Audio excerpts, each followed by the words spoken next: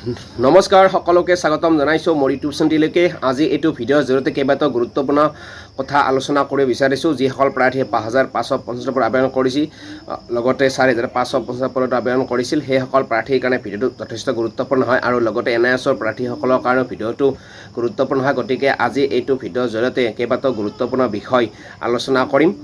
প্ৰথম বিষয়টো হ'ল যে ৫,৫৫০টা পদৰ ফাৰ্ষ্ট প্ৰভিজনেল মেৰিট লিষ্ট কেতিয়া প্ৰকাশ পাব। এতিয়া কথাটো হ'ল first provisional merit list August মাহৰ ফাৰ্ষ্ট উইকত নতুবা ১ তাৰিখৰ ১০ তাৰিখৰ ভিতৰত ফাৰ্ষ্ট প্ৰভিজনেল মেৰিট লিষ্ট প্ৰকাশ পোৱাৰ সম্ভাৱনা আছে। যদিওবা অফিচিয়েলি কোনো ধৰণৰ নটিচ প্ৰকাশ হোৱা নাই, তথাপিতো আনুমানিকভাৱে ক'ব পাৰি যে ১ তাৰিখৰ পৰা ১০ তাৰিখৰ ভিতৰত ফাৰ্ষ্ট প্ৰভিজনেল মেৰিট লিষ্ট প্ৰকাশ পোৱাৰ সম্ভাৱনা আছে।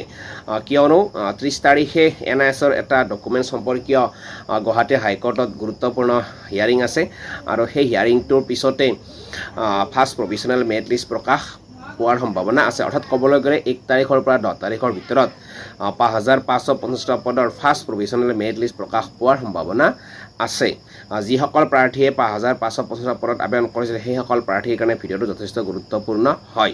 আৰু অলৰেডি প্ৰাৰ্থীসকলে ফিজিকেল ডকুমেণ্টছ ভেৰিফিকেশ্যন সম্পন্ন কৰি ফাৰ্ষ্ট প্ৰভিজনেল মেৰিট লিষ্টৰ কাৰণে অধিক আগ্ৰহেৰে বাট চাই আছে। আৰু যিহেতু ১০ অক্টোবৰত চৰকাৰে নিযুক্তি দিব বুলি কৈছে, গতিকে আগষ্ট মাহতে ফাৰ্ষ্ট প্ৰভিজনেল মেৰিট লিষ্ট প্ৰকাশ পোৱাৰ সম্ভাৱনা আছে।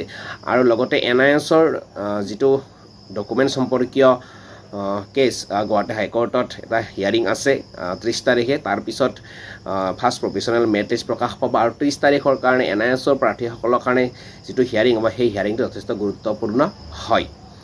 আপোনালোকে জানিব পাৰিলে যে ফাৰ্ষ্ট প্ৰভিজনেল মেৰিট লিষ্ট কেতিয়া প্ৰকাশ পাব। এতিয়া ২ নম্বৰ কথাটো হ'ল যে ৪,৫০০ পদৰ নিযুক্তি অক্টোবৰত হ'বনে নহয়। যিহেতু বহুতেই সুধি আছে কিবা ইনফৰ্মেশ্যন আছে নেকি এইটোৰ ওপৰত, ১০ অক্টোবৰত দিব নে নিদিয়ে। যিহেতু মুখ্যমন্ত্ৰী ডাঙৰীয়াই সেইদিনা ঘোষণা কৰিছে ৬০,০০০ নিযুক্তিৰ কথা কৈছে অক্টোবৰত। গতিকে ইয়াৰে ভিতৰত ৪,৫০০টো থাকিব নে নাথাকে। এতিয়া এইটো মুহূৰ্তত ৪,৫০০ৰ নিযুক্তি ১০ অক্টোবৰত হ'বনে নহয় সঠিককৈ কৈ দিয়াটো যথেষ্ট কঠিন। কাৰণ এতিয়ালৈকে ৫,৫৫০ পদৰ যিহেতু first provisional merit list, second provisional merit list বা ফাইনেলি যি চিলেকশ্যন মেৰিট লিষ্ট, সেইখন এতিয়ালৈকে পাব্লিছ হোৱাই নাই।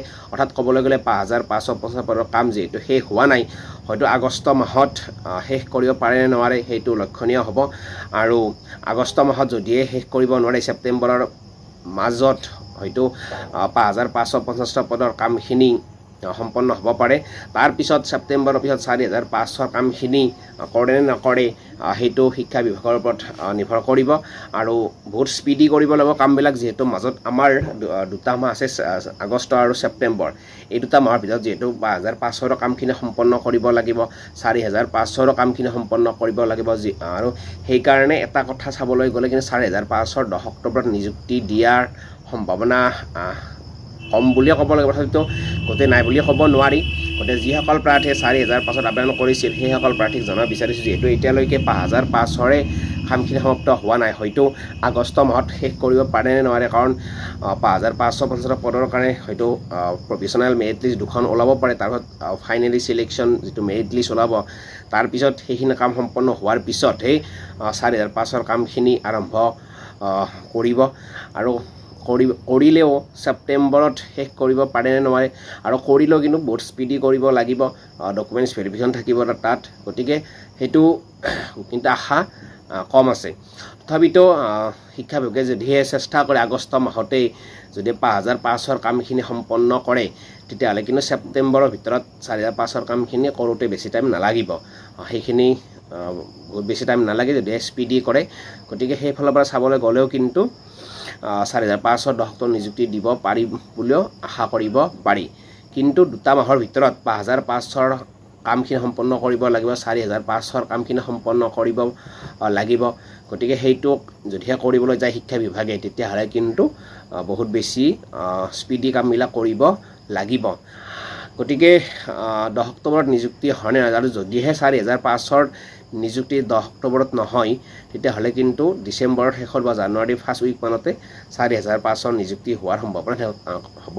আৰু তাতকৈ বেছি দেৰি হয়তো নকৰিব, কাৰণ সেইফালে ইলেকশ্যনো থাকিব, কোড অফ কণ্ডাক্ট লাগিব, আৰু লগে লগে নিযুক্তিও দিব নোৱাৰিব। গতিকে আপোনালোকে নিশ্চিত থাকক দৰ্শক যদি কিবা কাৰণ দিব নোৱাৰে তেতিয়াহ'লে কিন্তু এইটো বছৰৰে চলিত বৰ্ষৰে শেষৰ ফালে নতুবা 26ৰ আৰম্ভণিতে নিযুক্তি দিয়াৰ সম্ভাৱনা আছে কাৰণ এতিয়ালৈকে 4500ৰ কাম যেহেতু চলোৱা নাই আৰু 5500ৰ ফাইনেলি কামখিনি সম্পন্ন কৰাৰ পিছতে 4500ৰ কাম সম্পন্ন কৰিব লাগিব যদিহে 5500ৰ কামখিনি সম্পন্ন নহওঁতেই 4500ৰ কামখিনি কৰোঁতে অভাৰলেপিং হ'ব আৰু তেতিয়াহ'লে বহুসংখ্যক প্ৰাৰ্থীয়ে বঞ্চিত হ'ব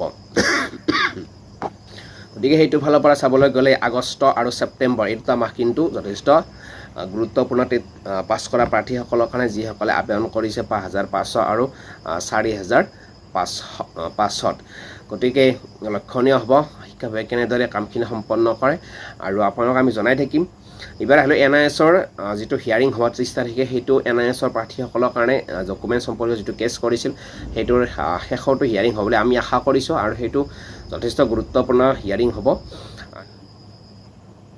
ৱেষ্ট বেংগলৰ যিটো কেছ সেইদিনা NISৰ সুপ্ৰিম কোৰ্টত চলিছিল সেইটো যিহেতু ছ'চিয়েল মিডিয়া ভৰি পৰিছিল বা বহুতে কৈ আছে যে NISৰ এইবাৰ আউট হ'ব কিবা কিবি হ'ব কাৰণ সেইদিনা সেই হিয়াৰিংটোক লৈ NISৰ প্ৰাৰ্থীসকলে চিন্তা কৰিব নালাগে সেইদিনা NISৰ যিটো হিয়াৰিং আছিল ৱেষ্ট বেংগলৰ কাৰণে সেইটো ৱেষ্ট বেংগলৰ আছিল আৰু সেইদিনা কোনো ধৰণৰ অৰ্ডাৰ ওলোৱা নাছিল গতিকে সেইটো আমাৰ অসমত কিবা এটা প্ৰভাৱ পৰিব বুলি আশা নকৰাই ভাল এটা ভাল খবৰে NISৰ প্ৰাৰ্থীসকলৰ কাৰণে আহিব বুলি আশা কৰিছোঁ গতিকে ধৈৰ্য ধৰক 30 তাৰিখলৈকে সকলোৱে ধৈৰ্য ধৰক আৰু তাৰপিছত আমি আশা কৰিম শিক্ষা বিভাগে 5500ৰ কামখিনি সোনকালে আৰম্ভ কৰি 4510 অক্টোবৰ নিযুক্তি দিয়াৰ কাৰণে চেষ্টা কৰক সেইটোলৈ আমি আশাৰে বাট চাই আছোঁ আৰু প্ৰাৰ্থীসকলক এইটো খবৰ দিবলৈ আমি অধীৰ আগ্ৰহেৰে বাট চাই আছোঁ এইখিনি আপোনালোকক জনালোঁ পৰৱৰ্তী ভিডিঅ'ত আপোনালোক কাট সম্পৰ্কে কিছু কথা আলোচনা কৰিবলৈ চেষ্টা কৰিম 5500 আৰু 4500 কেনেকুৱা কাট অফ হ'ব পাৰে সেই বিষয়ে আপোনালোকৰ সৈতে আমি আলোচনা কৰিম আপোনালোকে চেনেলটো ছাবস্ক্ৰাইব কৰি থৈ দিব ধন্যবাদ জয় অসম